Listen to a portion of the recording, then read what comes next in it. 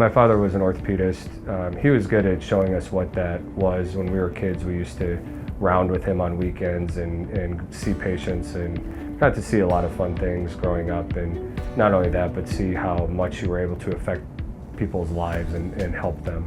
My name is Jeff Yergler. I am a board-certified orthopedic surgeon with a specialty in fellowship training in adult reconstruction. When I went to do my training, I was more interested in learning how to do complicated revisions, but the reality is most of what I do is minimally invasive, rapid recovery, primary joint replacements. I see a lot of patients who have given up things that they really enjoy doing, simple things, walking, exercising, going to stores, and to be able to give them the ability to live their lives and not only function, but hopefully function without pain is a gift that you can give to somebody.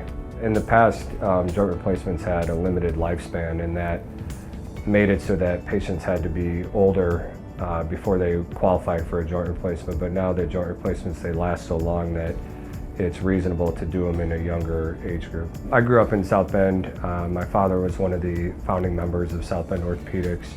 I also have an older brother who's in practice, so it was natural for me to come back here. I have a wife and 4 kids, so I spend most of my time with my family.